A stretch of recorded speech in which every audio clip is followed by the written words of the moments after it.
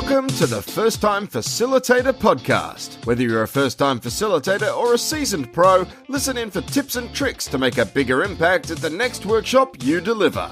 And now, your host, Leanne Hughes. Hey everyone, and thanks for tuning in to episode 5 of the First Time Facilitator podcast. I'm Leanne, your host, and I launched the podcast to the world on the 28th of February, and the response has been overwhelming. Thank you to everyone that sent through a message, an email, a text, rated or reviewed the show, and I guess given me your feedback. I've heard from friends who I haven't heard from in years, and I've also been receiving a ton of recommendations of facilitators to interview in future episodes. So thanks so much for that.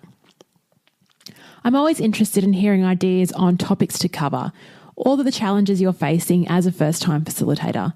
So please get in touch. You can email me, hello@firsttimefacilitator.com, or tweet me at Leanne Hughes. Now, the really cool thing about hosting this show is that it gives me a platform to interview some really cool and interesting facilitators. And our next guest is no exception. He's a computer science engineer and was working for Procter & Gamble as a project manager, then found a way to sneak humour into everything he did. He was amazed at the effort he made to get laughs in meetings or via an email created such a positive response. He now runs his own company called Humour That Works, and this company helps people to incorporate their own style of humour into their workplaces. In this interview, he explains why humour is so important and also shares his secrets on how you can start to use humour in all of your workplace interactions. This is a good one. Listen in. Our guest is the world's first humour engineer. Well, what's that, you ask? He teaches people how to get better results while having fun. He's worked with thousands of people in over 200 organisations, including Procter & Gamble, GE and Microsoft. He's a best-selling author, has been featured in the Wall Street Journal, Forbes and TEDx, and has delivered programs in over 50 states in the US, all 50 states, in 18 countries over 3 continents. Oh, and he loves the colour orange. And he's joining us all the way from New York City. Welcome to the show, Andrew Tarvin. Absolutely. Thank you so much for having me. Excited to be here. Oh, excited to have you on here. I heard your story on Chris Guillebeau's Side Hustle School and thought, this is just fascinating. So I'd love to start with that story. Your job title is Humour Engineer. So I'd love you to tell us a bit about yourself and how you ended up with that title. Yeah, so for people that are surprised by the title, it didn't exist before I made it up as far as I know, and that's how I know I'm the leading humor engineer in the world because I'm the only one. But it is basically an intersection of my background. So I have a degree in computer science and engineering. I've always been an engineer. I've always been obsessed with efficiency. So I went to the Ohio State University here in the States, got a degree in computer science and engineering, started working at Procter & Gamble as an IT project manager after I graduated. And when I was at P&G, I started to realize that there was a difference between being efficient and being effective. You know, I was always obsessed with how do I get the most results with the minimum amount of work. And I realized that you can't be efficient with humans because humans have emotions and feelings and they get sick and tired and they have to eat and sleep and all these other things that robots and computers don't have to do. And I didn't really have the skill set that I needed to be effective with humans, right? Because we have to be effective. And so luckily for me in college, I started doing improv and stand-up comedy. My best friend wanted to start an improv comedy group. He needed people and forced me to join. And fell in love with improv. And while I was at P&G, started to realize that the same skills that I was learning to be effective as an improviser on stage were actually some of the same skills that were helping me to be more effective with my teams and with my resources and all that kind of thing. So I started to explore that intersection of humor in the workplace and improv in business, and ultimately ended up making a company that was my side hustle for a while, became my full-time hustle, my full-time job. And that's what falls under kind of humor engineer, if that makes sense. Yeah, it totally does. I'm interested in hearing about this improv school. When you first started improvisation, because I've actually done it in high school and it's pretty scary. Was it easy for you or did it take you a few months to really get into your groove? No, it for sure took me some time, because I will say that, when we first started, we were not very good, like at all, because we had no formal training. We were just some college kids, and a couple of the people in the group had a little bit of improv experience, but mostly we watched Whose Line Is It Anyway and tried to repeat what we saw. And so we weren't very good. And then also for me, particularly, like I was never the class clown or the, life of the party type person. I'm an introvert. My senior year in high school, I was voted teacher's pet. Like I was very much more on the academic side. And so when I first started doing improv, I was nervous the entire day before a show, to the point that like I couldn't eat anything. And then after a few shows, after some practice and doing it a little bit, then I couldn't eat for the entire half day. But I could eat in the morning, but not in the afternoon. And then it was I could eat lunch, but then I couldn't eat, the 2 hours before a show. And now it's to the point that it's like I could be in the middle of eating and someone be like, go and do an improv show. And I'd be like, oh, okay, great. And same thing with stand-up. It became a process that I learned where I was constantly nervous. But as I got better and better at it, as I did it more and more, I became more and more comfortable with it. When you started incorporating humour, what was it that you were bringing into, say, a meeting? And then what were you noticing with people in the meeting? Was there a great response first up, or were people a bit sort of confused and shocked and saying, hey, this isn't the way that we operate in corporate America? Yeah, I mean, I do think people were a little bit surprised. And the way that I introduced humor was, at meetings, I would start every meeting as a project manager with like an interesting question. Nothing like too extreme in terms of humor or anything like that, but a simple question like everyone go around the room and answer, what's the first thing you remember buying with your own money?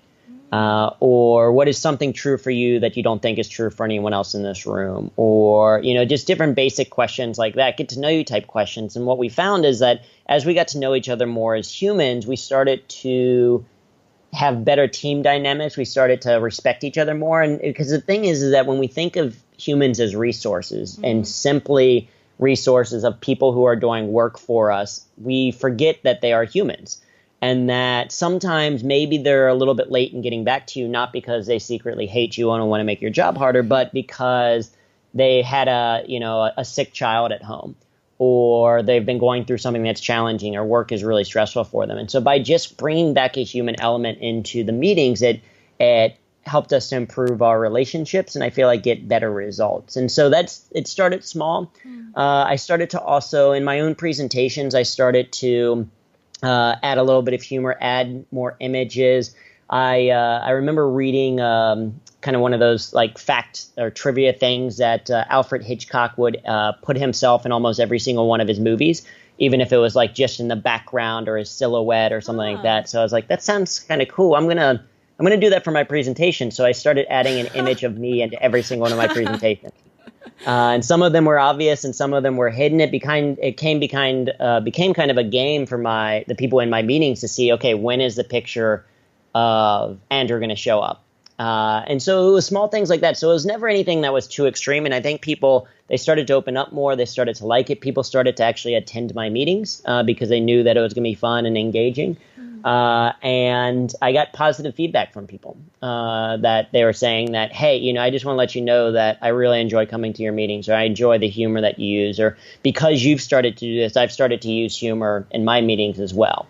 Oh, wow. You must have been really pleased with that knock-on effect. I mean, that's how you really create a culture change in any sort of company, just by starting something organically like that. And I think that, and just kind of build on that, because one of the things that I think is important about when I'm working with organizations, I'm talking to them as individuals, not as, hey, as a CEO or as the senior leaders go out and incorporate humor, although I do that. But I also talk to anyone at any individual level. It's like you decide every single day how you're going to approach your day. So, you can make the choice to use humor. And like you said, that I kind of liken it to a zombie apocalypse, right? That change is kind of like a zombie apocalypse. It starts with a patient zero, a single person with either a brain-eating disease or hopefully more likely a good idea that they start to do. And that goes out and that spreads to a couple of people that they interact with, and that spreads to a couple more and spreads to a couple more. And then ultimately you've changed an entire culture. But it comes down to individual choices that they make. I think that's a key point that you kind of like pulled out there.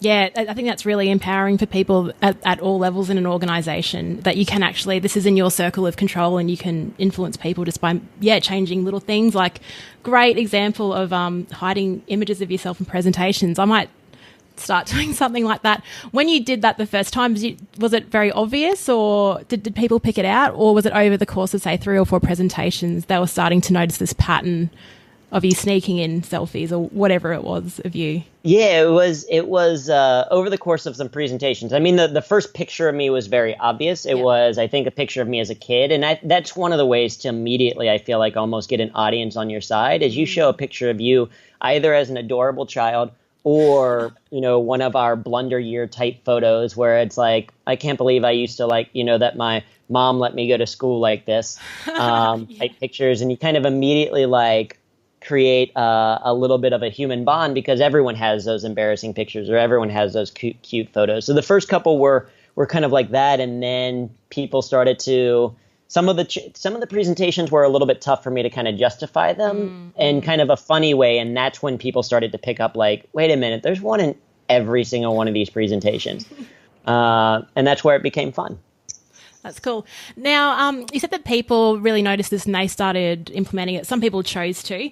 You're under lots of time pressures, and sometimes it's hard just to get your information together before a meeting, let alone be innovative or include something like humour and make that extra effort. Do you find that people, were they responding to the challenge and just doing it because they saw the results, or were certain people still kind of like, no, I don't have time for this. I'm just going to stick to the traditional method and just throw a bunch of text onto my PowerPoint slides?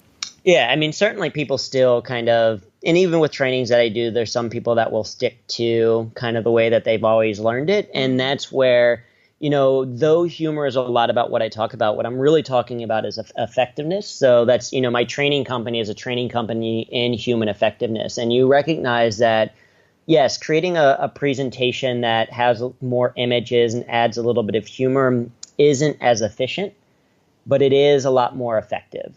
And so as someone who wants to get results, right, as an engineer, that's what I'm all about, is solving problems and getting results. I'm willing to take a little bit more time to do it so that in the long run, I'm actually saving time. Because if I go into a meeting and I use a little bit of humor and I get people to pay attention and they actually remember the message, that means that I don't have to send as many follow-up emails. It doesn't mean that I have to do another presentation where I give basically the exact same talk. And for me, at least, I do think that over the long run, I've saved actually a lot more time because I've been more effective rather than just focusing on efficiency. So in these workshops that you run based on human effectiveness, what kind of strategies do you teach people that come to your workshops? Well, a lot of it starts with, you have to understand the why. You have to understand the why in terms of what you're working towards and what results you want. And even with humor. So when I train on humor, I talk about a humor map. That stands for your medium, audience, and purpose. So medium being, how are you going to execute your humor? Is it in an email or in a presentation? Who is your audience? What do they know? What do they need? What do they expect? And what is your relationship to them? Because your relationship to them dictates some of the type of humor that you can use, because you recognize the humor that you can get away with a good friend is different than what you would get away with someone that you've met for the first time.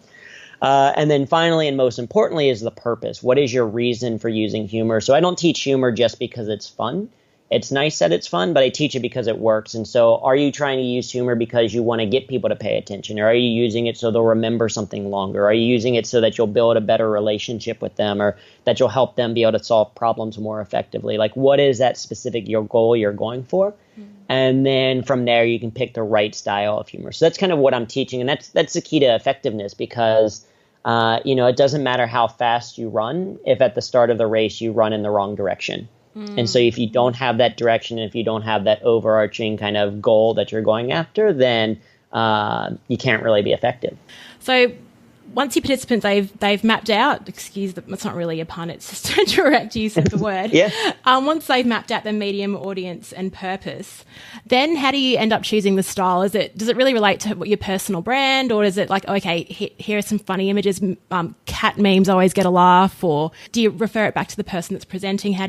Is it just up to them to figure it out, or are there some strategies? Yeah, I mean, I give some recommendations based on some different styles of humor that do work for different purposes, different reasons. But yeah, it ultimately comes down to, your sense of humor, right? Your sense of humor is your ability to appreciate humor and what you find funny. And that dictates your skill of humor, because that's what you're going to talk about. For me, I love puns. So at the end of, another way that I started to introduce humor pretty early on at P&G was at the end of every single one of my weekly status update meeting or emails, I would send a couple of puns based on the subject matter. And a lot of times I'd sometimes get emails back that were like, hey, this was a good pun. A lot of times they were, hey, this was a terrible joke. Kind of like in a playful way. But what it told me is that people were actually opening my email and at least scrolling to the bottom of it to see it. Yeah. And that's for me, I love puns and I love creating puns. But if you're if you're not a very good joke teller, but you're pretty good at telling stories, then maybe you're going to be more inclined to tell stories, or maybe you don't really feel like you have the skill set yet to create a lot of the humor yourself. The other thing that I talk about is that you don't even have to be the creator of humor. You can be the shepherd of humor. You can find interesting pictures, and as long as if they're Creative Commons, then you can put them in your presentation. Or if you find a TED talk that you like, then you can share that out with people. Or if if you're listening to this podcast and you think that it's great and you want your team to start to embrace humor a little bit more, share this podcast with them. There's a lot of things that you can do that way to get started. And so it's a balance of what is your sense of humor and your style and what do you know, and then also what are some strategies that maybe work really effectively for getting people to pay attention or for remembering something longer. At the beginning of every sort of shift for our workers, they do something called a pre-start talk, and that's where the person gets up and talks about what's happening that day, assigning people to tasks, that sort of thing. And I sort of liken it to the pre-flight safety briefing in terms of everyone. It's kind of like Groundhog Day, same information's retained. So something like this, even bringing in a joke, a pun, a funny image, whatever it is, just to mix it up would really help in, I guess, switching the people on and actually listening to that. In your example, we mentioned that at the end of your email, you wrote a pun. And I was going to ask you a question about online learning environments. So sometimes it might be easier when you're face-to-face in a workshop to introduce humour, but I guess that's one strategy that would work online when running online training. Is there anything else that you could incorporate online? Is it the same sort of thing in terms of like a funny image here and there, or the timing of delivering some content? Yeah, absolutely. Well, yeah. So I think one thing I want to touch upon the idea that you said of like, if you have these, as you have these pre-start meetings, I think one of the valuable things about consistently using humor is that it changes people's expectations and their behavior, and usually in a good way. So like I said, when I started using humor in meetings, people actually wanted to come to my meetings because they knew they were going to be more fun. When I started using humor in emails, people actually wanted to read my emails because they knew that they're going to have a little bit more fun. And so if you take something that is, people have to go to or they have to experience, and then you started to each person doing it added their own style of humor to these pre-start meetings, what it's going to do is it's going to change people's behavior to actually look forward to the meeting, because they're going to be like, all right, yeah, I'm going to have to hear this information, but I'm interested to hear what joke this person shares or what story they share or what question they ask. And so that's part of the value of doing a sustained humor kind of program instead of a one-off, but actually having humor consistently. It changes people's kind of perceptions and engagement long term. So I think that's a great example of an area where humor could be added. To kind of jump to the online area, you're exactly right that different styles of humor, as you change your medium, are going to work. And so certainly puns could work. Online learning, I think images. That's a great opportunity for using humor in that context because it is something visual. And a lot of times with online learning, you start to listen to someone and it's easy to, alt tab or command tab into a different program or kind of daydream or look at something else. But if you're having images that are interesting and humorous, then people are going to stick back to the actual screen itself because like, oh, I want to see what other interesting image comes up.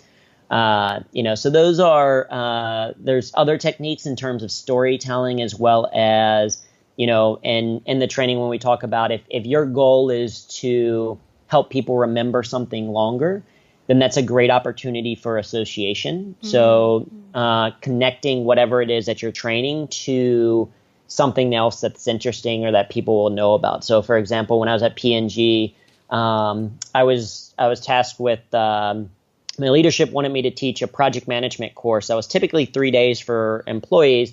is like, can you do a 3-hour version of that for interns? Like give them the bare basics so that they can actually walk away with it. And so with that, I wanted to create an association. And ultimately, me and another guy decided to associate project management with like a wedding.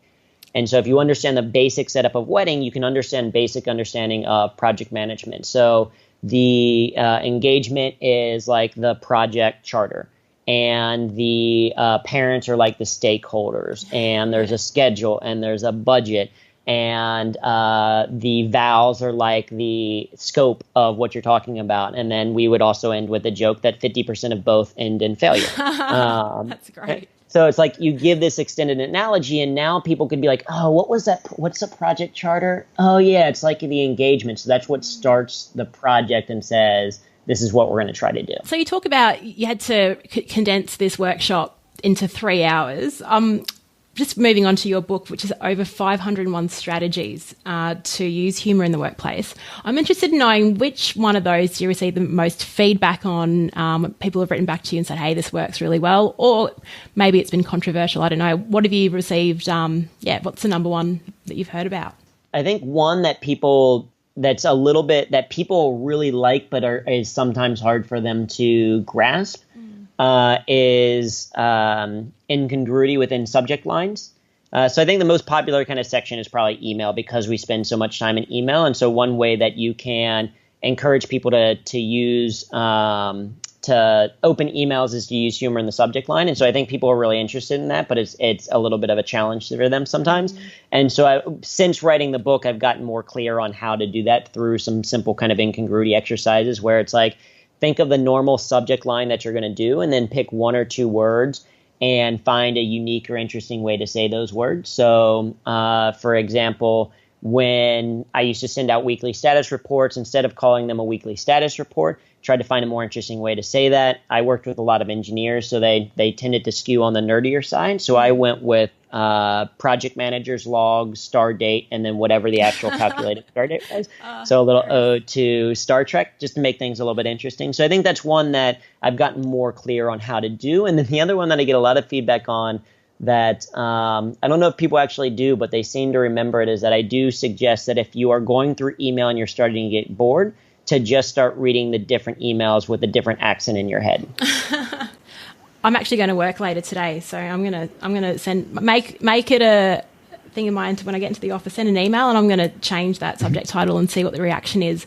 Might even start including some puns, and we'll see where we go. Yeah, could have and that's the key to it is to recognize that, you know, sometimes people, because one, like, people think that they're either able to or not, right? You think that you're born able to use humor. But the reality is that humor is a skill, and that means it can be learned. And I know that because I'm someone who's had to learn how to use it. And it really starts then with a choice and trying things out, and trying a handful of things that are within your comfort zone, recognizing that, yeah, when you're first starting out, maybe it's only one or two things that you're doing to add humor.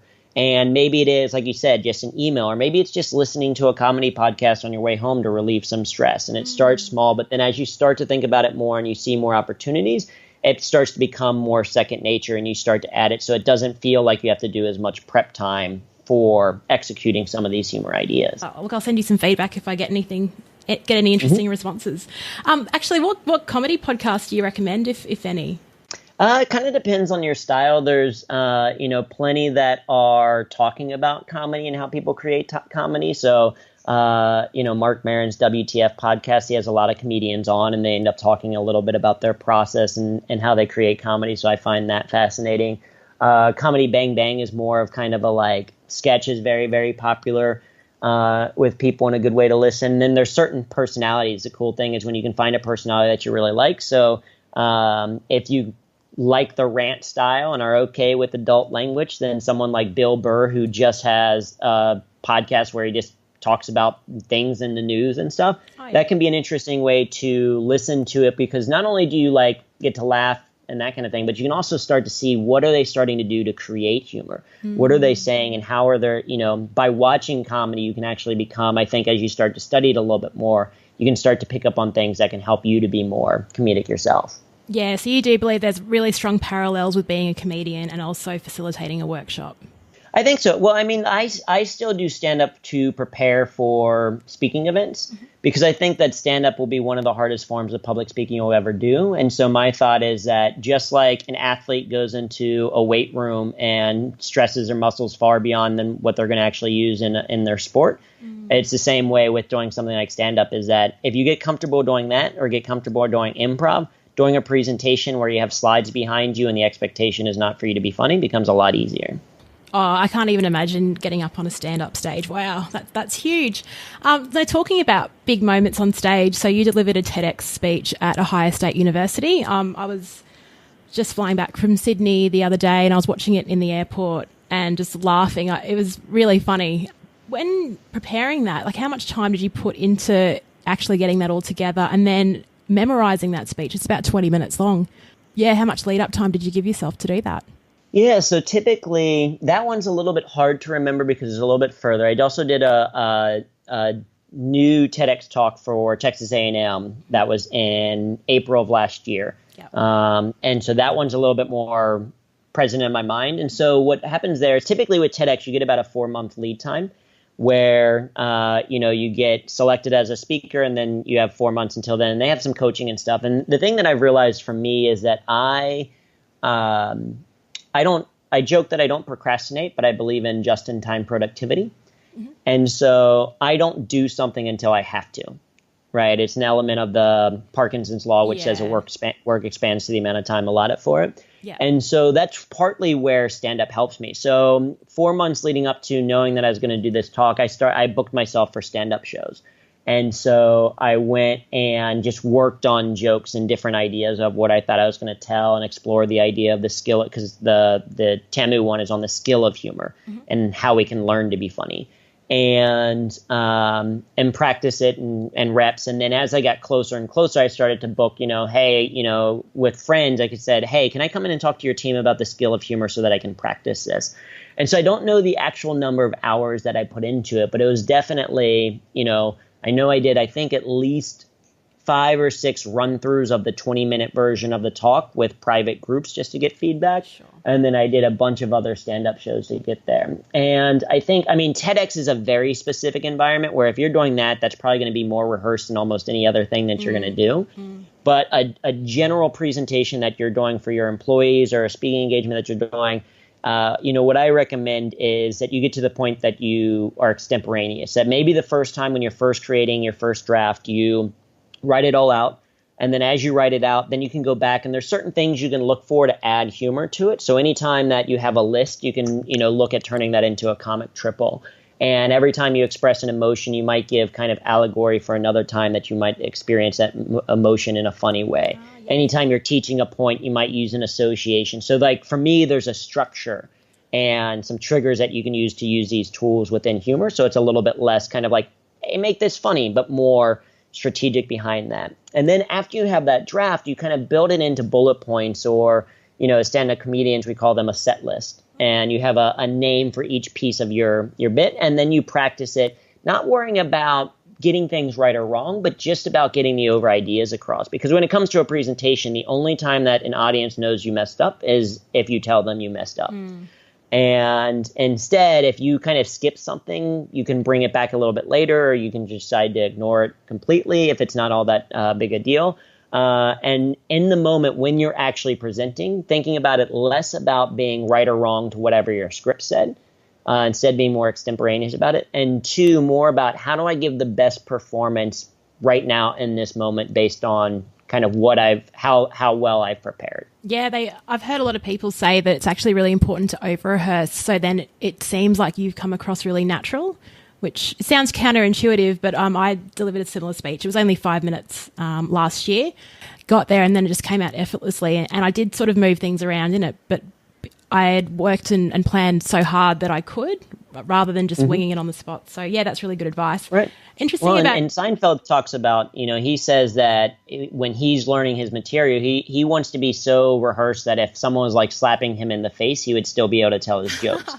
And that's a bit extreme for me, but I think of it in the same thing, that I should be able to do basic tasks. So I'll work on my speech either like when I go for a run, or if I'm like washing the dishes or that kind of thing. These simple tasks where you're kind of slightly distracted are great times to actually work on your presentation as well, to know that you can be, that you can not only be, it so well that you're delivering it while also still kind of thinking about other things that might be going on. Yeah, because I was exactly the same thing, walking the dogs, driving, just talking to myself. Cool strategies. Just interesting, you talk about scripting it and writing your bullet points and then thinking about those associations. Do they come to you in the moment, or are you sort of in the shower or, out one night and you think, oh, geez, that's a really great link to what I'm trying to present in this speech? Does it just come to you at times where you least expect it, or do you sort of just plan it and write it down as it flows? It's a little bit of both. And I would say that, so there's a couple of things that when I train on, if you want to be a comedian or if you want to learn from comedians what they do, there's a couple of things that all comedians do. And number one, just about every comedian, unless they have a fantastic memory, almost every comedian has a humor notebook. And that might be a physical notebook, or it might be, Evernote on your phone or the Notes app in, iPhone or Android or whatever. But they have something where when they're in the shower, when they're walking along, they have this idea or someone says something to them. They're like, oh, that's interesting. And that's what humor is, right? That initial piece of humor is just kind of that exploration of like, that's interesting. And so then they write it down, right? You write that down in your notebook, and then you might explore it then. But then a lot of times what you do is when you do have time, when you sit down, you're like, okay, I want to explore some humor, or I'm working on this piece for my talk. Or I want to tell a story, then you go into your humor notebook, and that gives you your inspiration. That gives you ideas to play with. And then the second thing that comedians or humorists do is that they write a lot. And so within comedy, we say there's something called the rule of 90, which says that 90% of what you write is going to be crap. Only 10% is really going to be the stuff that's really, really good, that's going to get laughs on stage or get laughs from the audience or in an email or whatever. And so the way we write is we build off of those own ideas. And so UCB, Upright Citizens Brigade, an improv school here in New York and LA, has a really great phrase to codify this idea of writing. And that says that once you have that interesting idea in your humor notebook, you can look at it and think, if this is true, what else is true? Or what else could be true? And so you use that as a prompt to kind of start to write and explore different ideas of possibilities. And then the last thing that comedians do is they get it on stage. In the sense they get it out there and they test it to see. And so for comedians, that is actual stage time. But for people that don't do comedy, it could be sharing a couple of thoughts with friends to see what their reaction is, or tweets, right? So I tweet almost every day a pun or one-liners just to force myself to get stuff out there. Yeah. And then usually at the end of the year, I'll go back and look at, all the tweets that I had and what had the best engagements, what had the most retweets and likes, or Facebook posts, what had comments to it. And which ones do I just like? And then I'll pull those out, and I will sometimes use those in stand-up, or I'll find ways to use those in speaking engagements and stuff like that. So I'd say those three things kind of all combine together that make it so that it's a balance of, someone said, I don't remember who it is that the difference between, say, a professional and an amateur or hobbyist is that a professional is able to work even when they don't feel inspired. Yeah. And the way that you do that is by giving yourself structure, by doing certain types of exercises, and then giving yourself forms of inspiration like ideas that you've captured in a humor notebook. Yeah, I guess by doing that tweet a day, you're sort of developing a discipline and a habit. And look, at the end of the year, you got 365 puns a day. You could probably start one of those daily calendars after that. How do you even think of a pun a day? Do you sort of batch it and on the weekend go, right, here's 7 for the week and I'll just schedule these out? Or do you actually just every day get inspired by something that's going on? That's incredible. I do. It depends on the week, and I do a little bit of both. Sometimes I'll sit down and be like, let me write a bunch of these, because like you kind of mentioned, as you do it more and more, you start to notice more and more humor. It's just like, when a friend of yours buys a certain car and then suddenly you see that car everywhere. Yeah. It's just changing your level of attention. And so as you start writing humor, you start to see humor in more places. Or as you start to do storytelling, like if you start to get into the Moth or other storytelling shows, you start to realize like, oh, wait, this random experience at the grocery store could actually be a pretty interesting story. Yeah. So it changes that. But for me, on a daily basis, it's more of like, what did I do today? Or what did I experience today? Or if I'm writing puns, sometimes I like doing crossword puzzles. So then I'll look through the crossword puzzle and look at words and like see certain words and be like, oh, there's 2 meanings to that word. Can you make a pun out of it? or like the tweet today, and I don't know if it's actually good or not, but it just went up like probably 30 minutes ago, was my mom sent me an article about the 10 most confusing emoticons or emojis. And so when I was thinking of the tweet for today, I was like, oh, what's related to emojis? What's something that I could say about emojis? And so I started to explore it. And then like my thought for today, and again, I don't know if it's good or not, is that, people make fun of emoticons, but the truth is that they introduced emotions to a whole slew of engineers who had to program them into apps. That's good. Yes, I'll like that one. That's good. Yeah, so you can like that, and then I'll know. That's great. Right, and so like that's just the, that's a process from today of it's what happened in my life that I can kind of look back on and explore to see if there's anything interesting to talk about. Presenters and facilitators, we definitely want to bring in stories. We all know that stories really help in terms of reinforcing a message, but it's hard to sort of look back on your life and think of that moment that would reinforce a point. So the notepad and just taking note of everyday things that happen, and then maybe in 3 to 6 months' time, you think, wow, that could actually be useful in demonstrating this. Is a much easier process for sure. Yeah, and there's different techniques to it. So I work with speakers sometimes to like how do they add humor to their programs, and so sometimes you can, the hardest way to add humor is to sit down and be like, all right, try to be funny. Much easier is to look at existing content that already exists and then go through it and look for these triggers, like I said, of like, to say, oh, okay, because I've done this is maybe a good spot for this type of humor.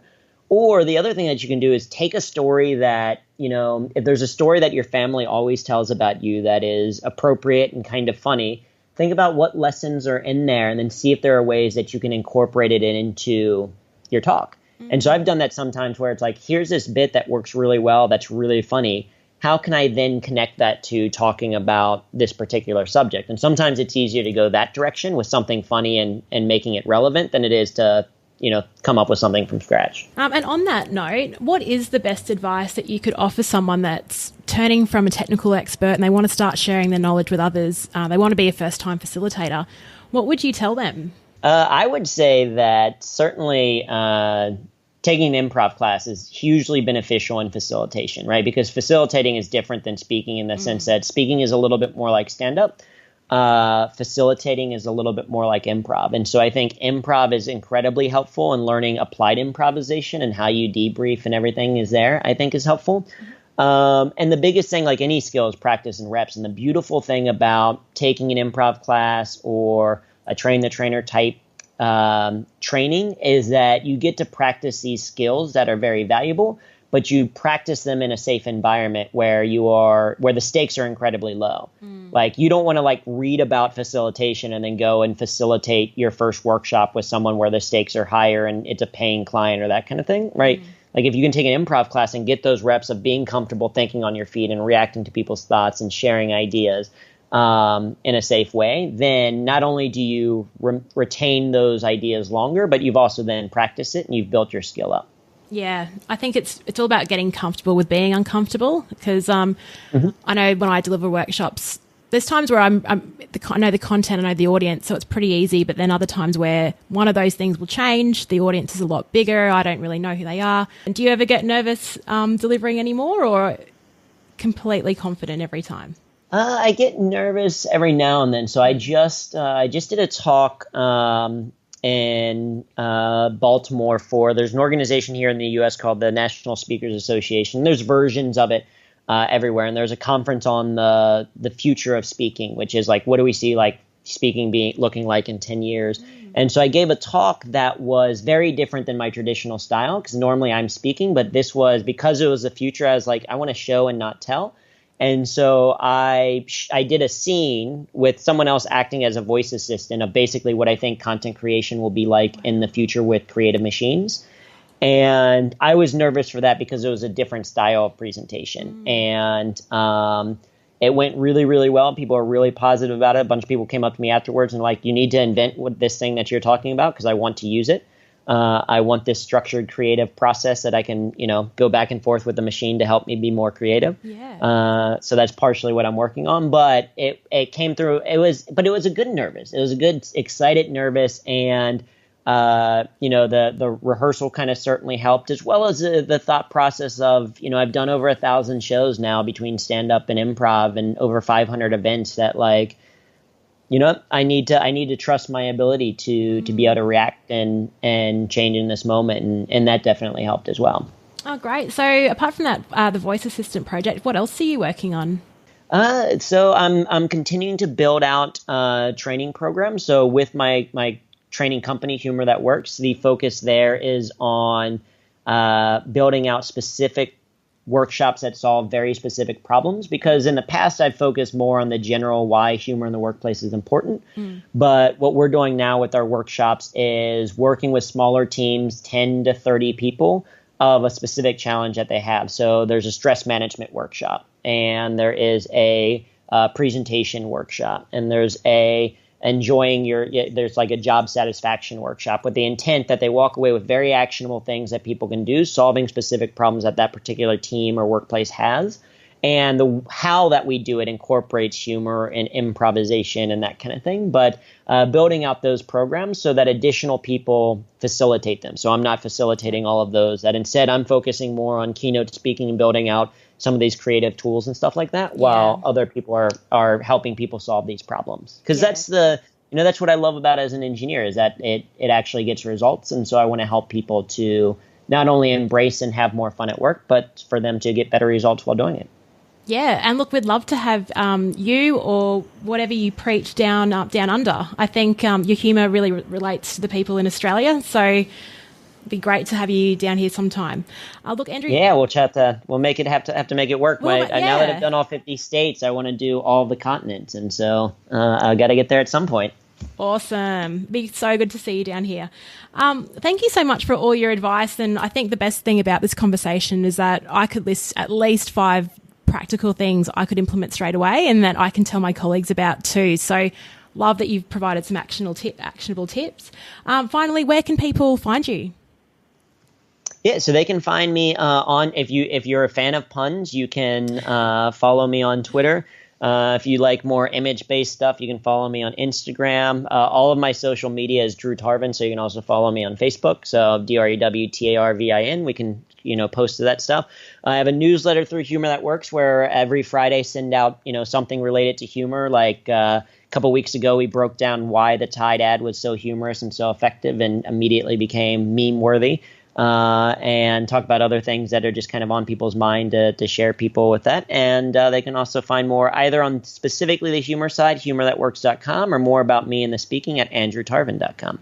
Wonderful. Thank you so much for your time, Andrew. You've learned a lot. Yep. Thank you very much. Have a great night. Hey guys, I hope you enjoyed that interview. And if you like the content, please share the episode with a fellow first-time facilitator friend, or support the show by subscribing to it, rating and reviewing it in iTunes or your favourite podcast app. See you next time.